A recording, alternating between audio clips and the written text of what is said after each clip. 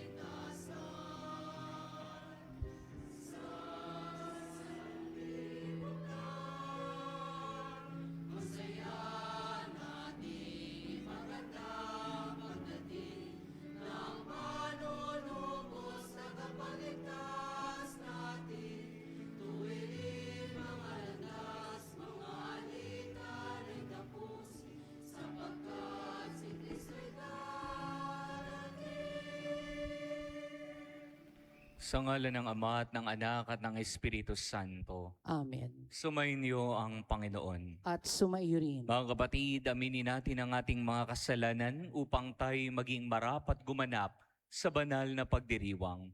Inaamin ko. Sa makapangyarihang Diyos at sa inyo mga kapatid, na lubha akong nagkasala sa isip, sa salita at sa gawa, at sa aking pagkukulang, kaya isinasamo ko sa mahal na Birheng Maria, at sa lahat ng mga anghel at banal, at sa inyong mga kapatid na ako'y ipanalangin sa Panginoon nating Diyos. Kaawaan tayo ng makapangyarihang Diyos, patawarin tayo sa ating mga kasalanan, at patnubayan tayo sa buhay na walang hanggan. Amen.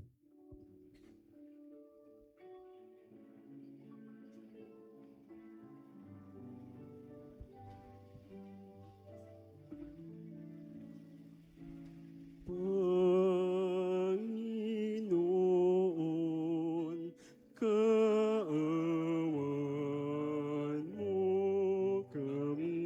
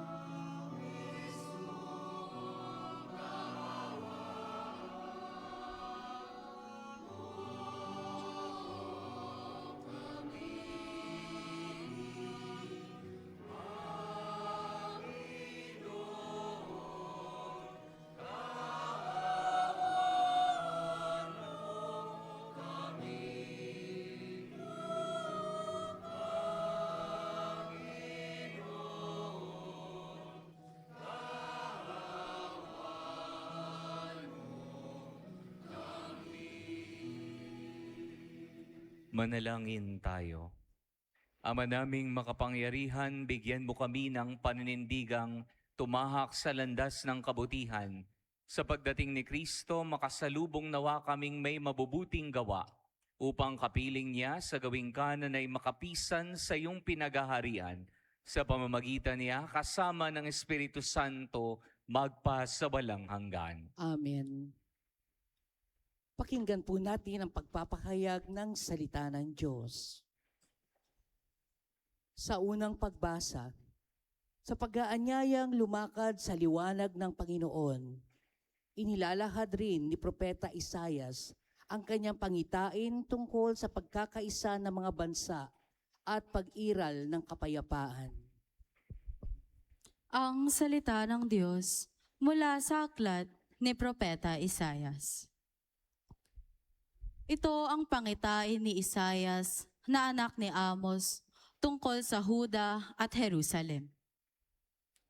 Sa mga huling araw, ang bundok na kinatatayuan ng templo ng Panginoon ay mamumukod sa taas sa lahat ng bundok. Daragsa sa kanya ang lahat ng bansa. Ang maraming taong lalapit sa kanya ay magsasabi ng ganito, "Halikayo, umahon tayo sa bundok ng Panginoon, sa templo ng Diyos ni Jacob, upang malaman natin ang kanyang mga daan at matuto tayong lumakad sa kanyang mga landas. Sapagkat sa Sion magmumula ang kautusan, at sa Jerusalem ang salita ng Panginoon. Siya ang mamamagitan sa mga bansa at magpapairal ng kapayapaan. Kung magkagayon, gagawin na nilang sudsod ang kanilang mga tabak at karit ang kanilang mga sibat. Wala nang magsasanay sa pakikibaka at mawawala na ang mga digmaan. Halina kayo sa bahayan ni Jacob at tayo'y lumakad sa liwanag ng Panginoon." Ang salita ng Diyos. Salamat sa Diyos.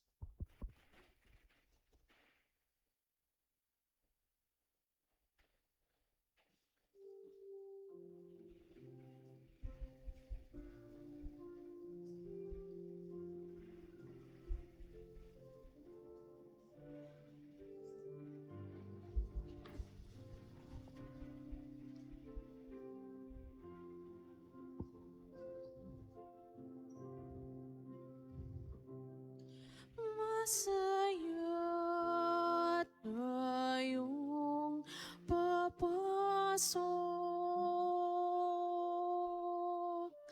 sa tahanan ng buong Diyos.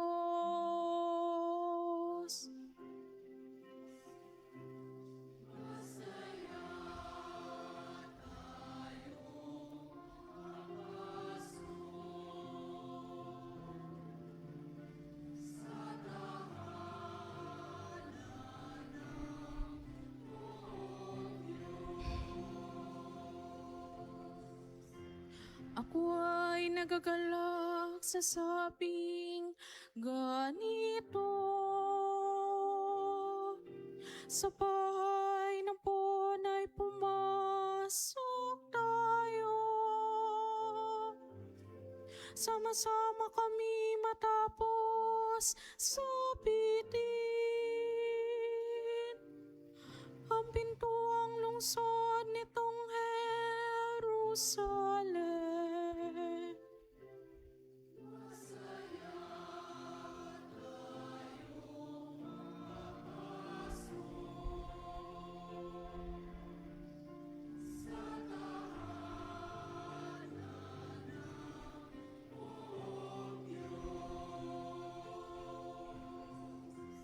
Dito maon ang lahat ng angkan, lipin Israel upang manambahan.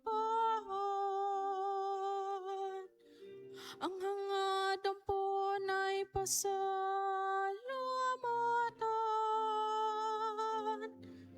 pagkat ito'y utos na dapat gampanan.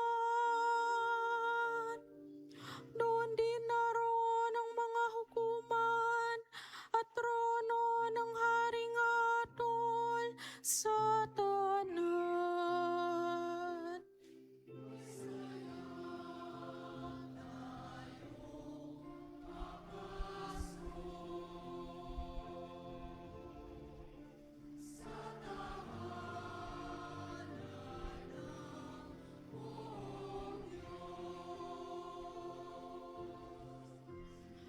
kapayapaan nitong Jerusalem, sikaping sa poon niyo'y italangin.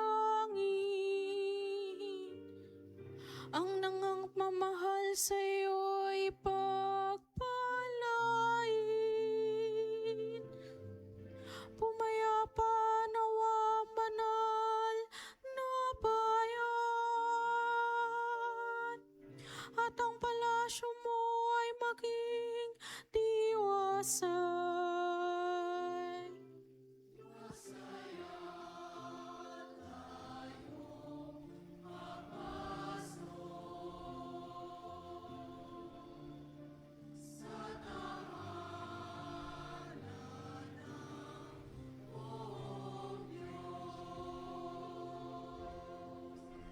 Dahilan sa aking kasama't katoto, sa'yo, Jerusalem, ang sabi ko ito. Ang kapayapa'y laging sumainyo.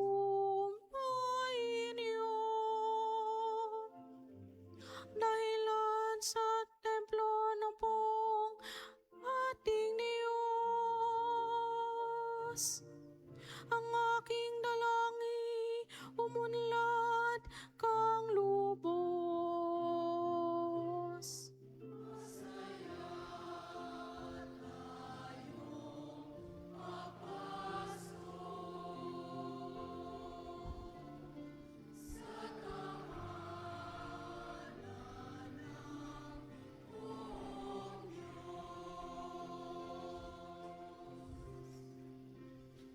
Masaya tayong papasok sa tahanan ng poong Diyos.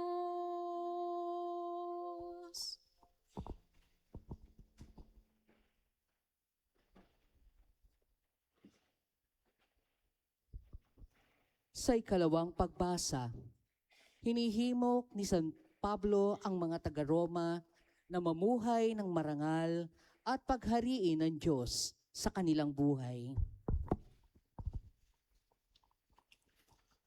Ang salita ng Diyos mula sa sulat ni Apostol San Pablo sa mga taga-Roma. Mga kapatid, alam ninyong panahon na upang gumising kayo sa pagkakatulog. Ang pagliligtas sa atin ay higit na malapit ngayon kaysa noong tayo'y magsimulang manalig sa Kanya. Namamaalam na ang gabi at malapit nang lumiwanag. Layuan na natin ang lahat ng gawang masama at italaga ang sarili sa paggawa ng mabuti. Mamuhay tayo ng marangal at huwag gugulin ang panahon sa paglalasing at magulong pagsasaya, sa pagpapakasawa sa pita ng laman at kahalayan, sa alitan at inggitan. Ang Panginoong Hesukristo ang paghariin ninyo sa inyong mga buhay, at huwag paglaanan ang laman upang bigyang kasiyahan ang mga nasa nito. Ang salita ng Diyos. Salamat sa Diyos.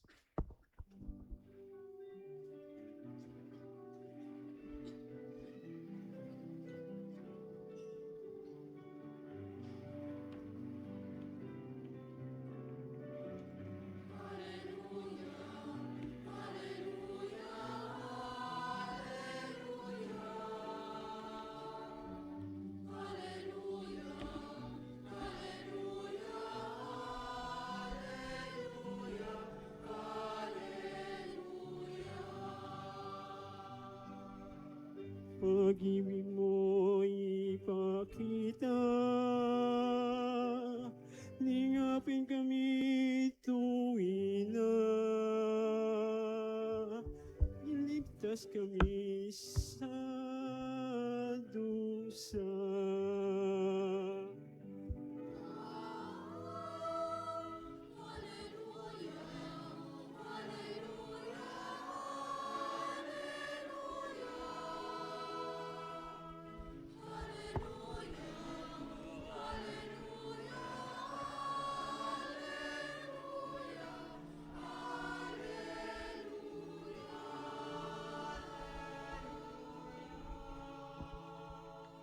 Sumainyo ang Panginoon. at sumayo rin. Ang mabuting balita ng Panginoon ayon kay San Mateo. Papuri sa iyo, Panginoon. Nung panahong iyon, sinabi ni Jesus sa kanyang mga alagad, ang pagdating ng anak ng tao ay matutulad sa pagdating ng baha nung panahon ni Noe. Noon, ang mga tao ay nagsisikain, nagsisiinom at nag-aasawa hanggang sa araw na pumasok sa daong si Noe. Dumating ang baha at nang di nila namalayan at tinangay silang lahat. Gayon din ang may-ari sa pagdating ng anak ng tao sa panahong iyon. May dalawang lalaking gumagawa sa bukid, kukunin ang isa at iiwan ang isa. May dalawang babaeng magkasamang gumigiling, kukunin ang isa at iiwan ang isa. Kaya magbantay kayo, sapagkat hindi ninyo alam kung anong araw paririto ang inyong Panginoon. Tandaan ninyo ito, kung alam lamang ng puno ng sambahayan, kung anong oras ng gabi darating ang magnanakaw, siya'y magbabantay at hindi niya pababayaang pasukin ang kanyang bahay. Kaya maging handa kayong lagi, sapagkat darating ang anak ng tao sa oras na di ninyo inaasahan. Ang mabuting balita ng Panginoon. Pinupuri ka namin, Panginoong Heso Kristo. Magandang hapon po sa inyong lahat. Magandang hapon po. Umpisaan ko po sa isang tanong. Ilan po kaya sa ating naririto ang inaantok? Taas nga po ang kamay ng mga inaantok. Taas po. Iilan lamang po. Pwede po bang pakisabi sa inyong mga katabi, kapatid, sige po sabihin niyo po, kapatid, gumising ka na, magpapasko na. Palakpakan po natin ang Panginoon. Tunay nga naman po mga minamahal na kapatid, malapit nang magpasko. Kaya nga po kung mapapansin niyo po sa harap ng ating simbahan dito po sa gilid, ay mayroon po tayong kandila ng mga Adbyento. Ilan po ba yan? 4 na kandila. Sumasagisag ng 4 na linggo na malapit na ang panahon ng Kapaskuhan. At kapag nakasindi na po yung lahat, ibig sabihin na nalalapit na talaga ang pagdating ni Kristo sa Kapaskuhan. Kaya ito po ang paalala sa atin. Sana'y lagi tayong manatiling handa. Huwag tutulog-tulog. Huwag hayahay at yung huwag tayong hindi alerto sa pagdating ng Panginoon. Alam niyo po, naalala ko po nung ako po'y nasa seminaryo pa lamang, nung kami po'y mga high school, ay mandato po sa amin na sa loob ng oratory, dapat hindi kami natutulog, dapat nagdadasal. Ngunit ako po dahil sa pagod, napigit po ako ng konti. Na habang nagdadasal ng prayers, ako po'y napigit. At nung tumayo na po silang lahat, ako po'y nanatiling nakaupo sapagkat ako po'y nakatulog na. At yung tingin po ng ibang mga seminarista po sa akin na talagang nakatitig sila sa akin na parang nagagalit sila. Ako po'y hiyang-hiya sa nangyari, hiyang-hiya sa aking sarili. Sa ating ebanghelyo pong narinig mga minamahal na kapatid, tayo po'y pinapaalalahan ng gumising, maging alerto, maging handa, sapagkat sinasabi nalalapit na ang wakas ng panahon at hindi natin ito alam kung kailan. Huwag tayo sanang madatna ng Panginoon na tutulog-tulog lang, hayahay, na para bagang mantika kung matulog. Dapat paghandaan natin ito. Sinasabi rin ito sa ating ikalawang pagbasang narinig mula sa sulat ni San Pablo sa mga taga-Roma na nasasaad, alam na natin ang oras. Oras na para gumising tayo sa pagkakatulog para sa ating kaligtasan.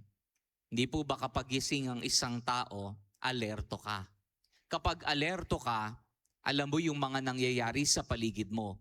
At kapag alam mo ang nangyayari sa paligid mo, ikaw ay maliligtas. Halimbawa na lamang po, kapag malakas ang ulan, come to imagine, bumabagyo, unti-unti nang tumataas ang baha sa paligid. Ngunit kung ikaw itong hayahay matulog na parang tulog mantika pa nga, sa tingin mo ba ikay maliligtas? Sa tingin mo ba masasagip ka? Marahil ang ilan masasagip, pero yung kanilang mga kagamitan hindi na masasagip pa, masasalba, hindi na.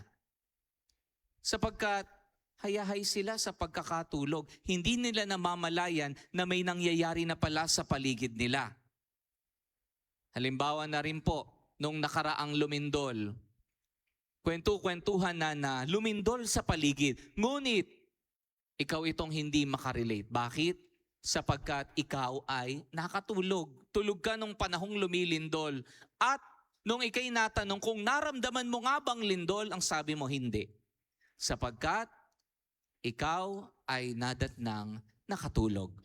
Ito ang pinapakita sa atin mga minamahal na kapatid ngayong linggong ito, ang unang linggo ng panahon ng Adbyento. Tayo po'y inaanyayahan na gumising. Gumising o natigit sa mga nangyayari sa paligid.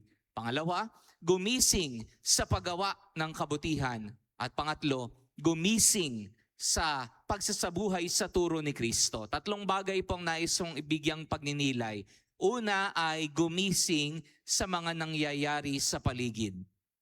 Magmasid tayo na makita natin hindi lang tayo ang nabubuhay sa daigdig na ito at dapat may malasakit din tayo sa ating kapwa.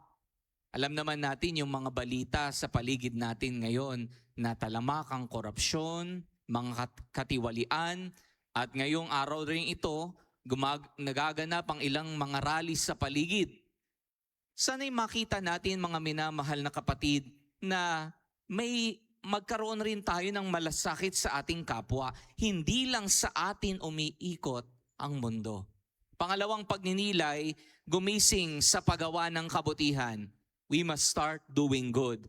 Kung mayat-maya tayong gumagawa ng kabutihan, ng mga bagay na mabubuti, na kapag nagwakas na ang panahon, sa huling paghukom, sa huling pagsusulit, ikaw ay kakikitaan ng maraming mga kabutihan na nagawa dito sa daigdig. We must start doing good by now in order for us to achieve many good things na kapag kaharapan na natin si San Pedro at tayo'y natanong kung ano'y nagawa natin sa buhay, mayroon tayong mabibigay sa kanila. Panghuli at pangatlo, gumising sa pagsasabuhay ng turo ni Kristo. Alam niyo po, maraming tao ang tulog o kaya'y nagkikibit-balikat na lamang. Alam ang katuroan ni Kristo, ngunit hindi isinasabuhay ito. Ang tawag po dito ay Katoliko lang sa pangalan. Catholics by name na alam mo nga ang katuruan pero hindi mo pinapamalas sa mga ginagawa mo. Matuto sana tayo mga minamahal na kapatid na sana isabuhay po natin ang turo at mensahe ng ating Panginoong Hesukristo. Sa pagpapatuloy po ng ating banal na pagdiriwang, ito po ang hamon para sa bawat isa na makita natin ang pagising ng ating mga sarili. Pwede po bang pakisabi sa inyong katabi? Sige po, pakisabi po. Kapatid, gumising ka na. Malapit na ang wakas. Palakpakan po natin ang Panginoon.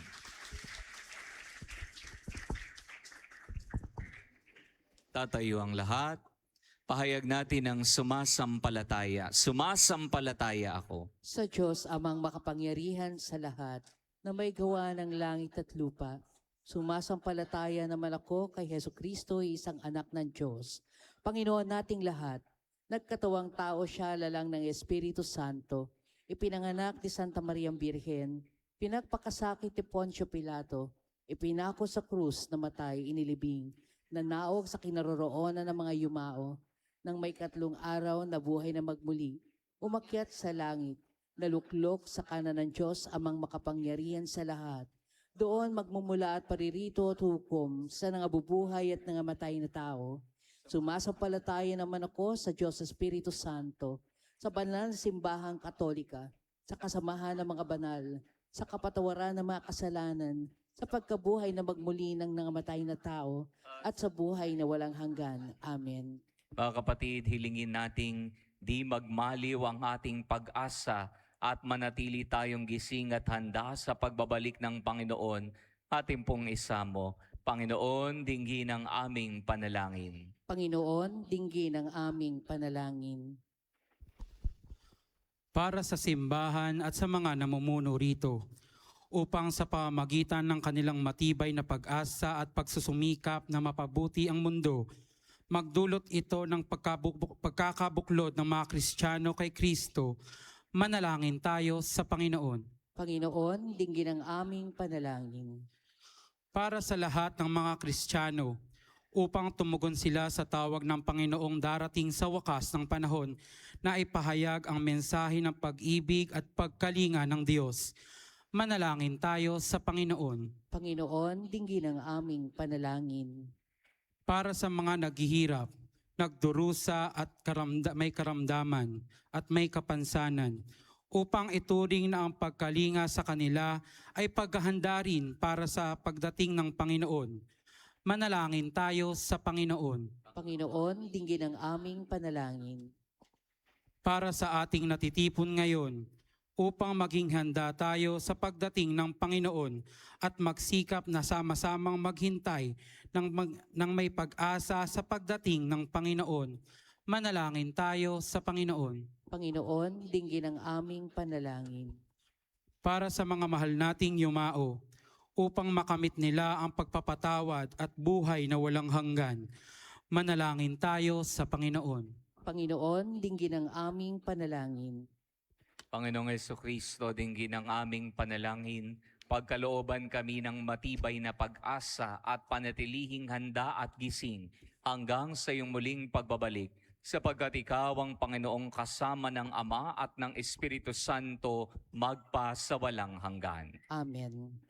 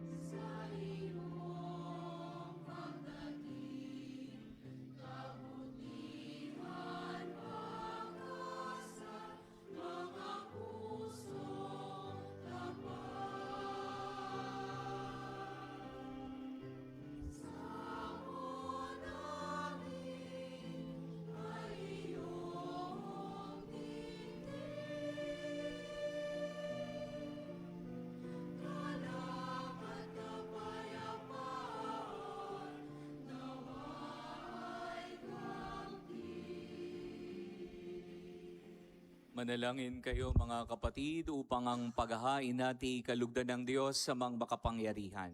Tanggapin nawa ng Panginoon itong pagkahain sa iyong mga kamay, sa kapurihan niya at karangalan sa ating kapakinabangan at sa buong sambayanan niyang banal. Ama naming lumikha, tanggapin mo ang mga alay na ikaw rin ang nagbigay.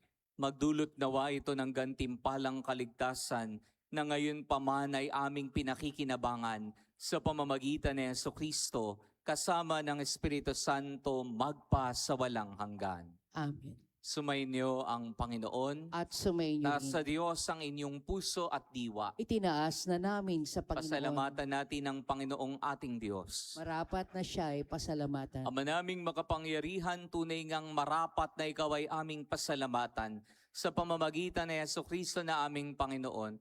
Ang pagsusugo mo sa Kanya ay pinahayag ng lahat ng mga propeta. Ang pagsilang niya ay pinananabika ng mahal na birheng Kanyang inang tunay. Sa kapangyarihan ng Espiritong Banal, ang pagdating niya ay inilahad ni San Juan Bautista sa kanyang pagbibinyag. Ngayong pinaghahanda namin ang iyong maligayang araw ng kanyang pagsilang, kami nananabik at nananalangin lubos na makaharap sa kanyang kadakilaan. Kaya kaisa ng mga anghel na nagsisiawit ng papuri sa iyo, nang walang humpay sa kalangitan kami nagbubunyi sa iyong kadakilaan.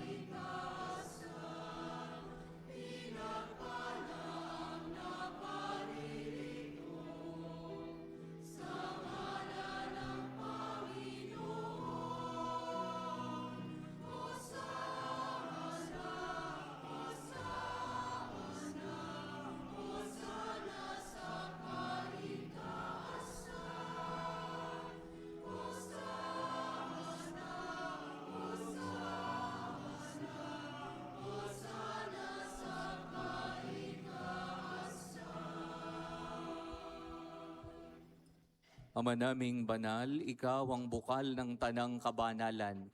Kaya't sa pamamagitan ng iyong Espiritu, gawin mong banal ang mga kaloob na ito upang para sa amin maging katawan at dugo ng aming Panginoong Hesukristo. Bago niya pinagtiis ang kusang loob na maging handog, hinawakan niyang tinapay, pinasalamatan kaniya, pinaghati-hati niya iyon, iniabot sa kanyang mga alagad at sinabi, tanggapin ninyong lahat ito at kanin. Ito ang aking katawan na ihahandog para sa inyo.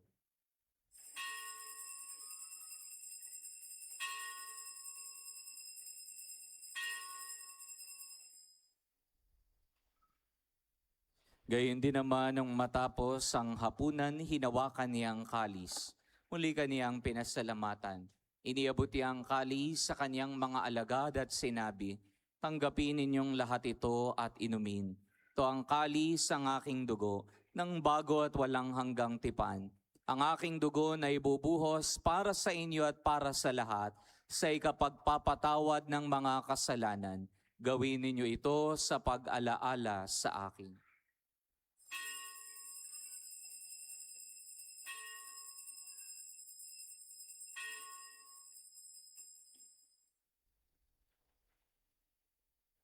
Pagbunyi natin ang misteryo ng pananampalataya.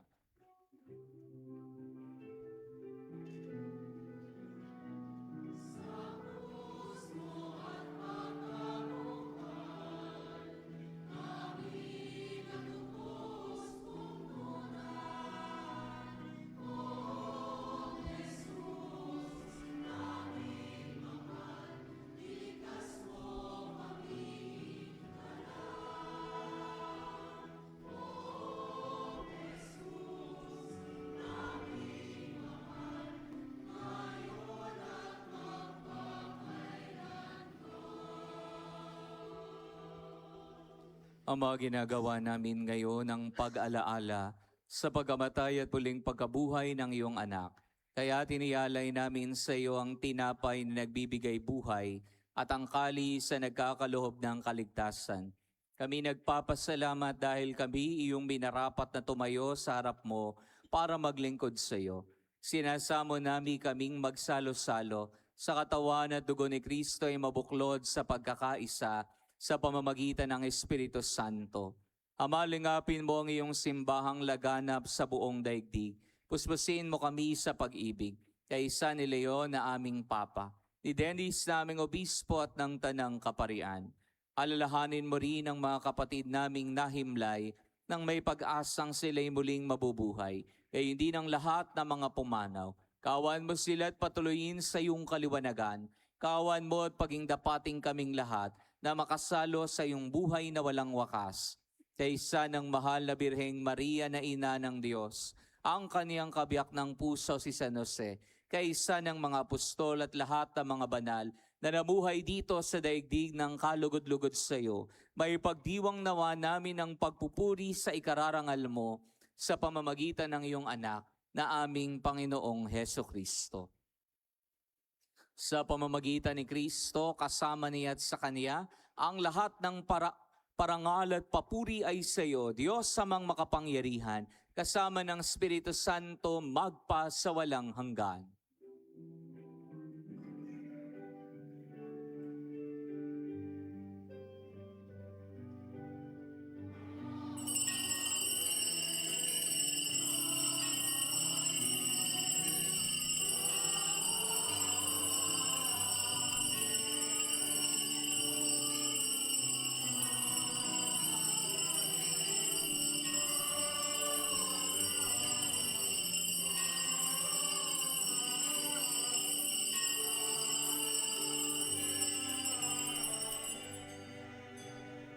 Sa tagubilin po ng mga nakagagaling na utos sa turo ni Jesus sa Panginoon natin at Diyos, pahayag natin ang may lakas loob ang panalangin itinuro sa atin ng Panginoon.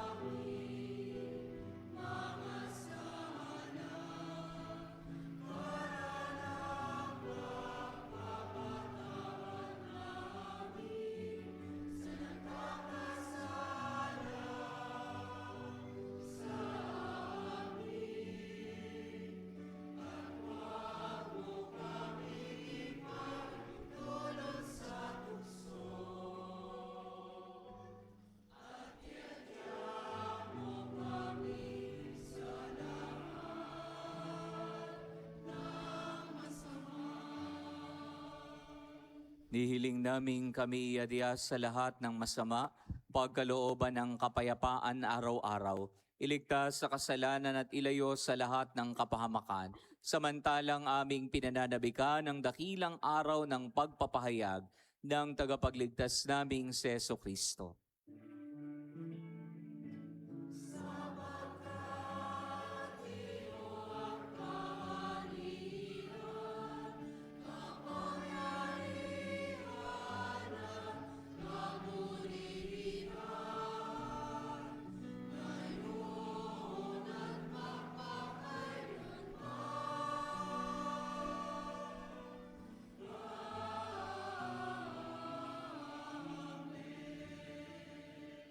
Panginoong Kristo, sinabi mo sa iyong mga apostol, kapayapaan ang iniiwan ko sa inyo.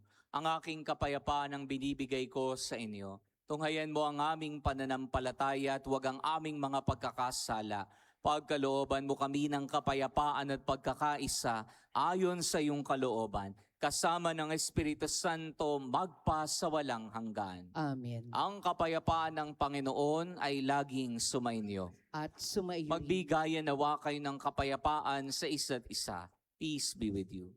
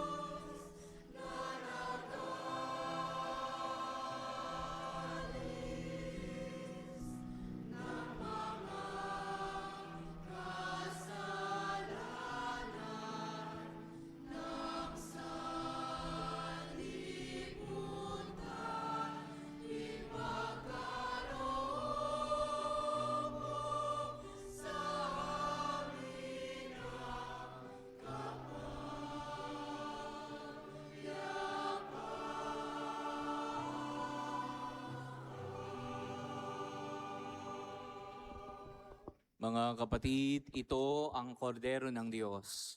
Ito ang nagali sa mga kasalanan ng sanlibutan. Mapapalad tayong inaanyayahan sa kaniyang banal na piging. Panginoon, hindi ako karapat-dapat na magpatuloy sa iyo. Ngunit sa isang salita mo lamang ay gagaling na ako.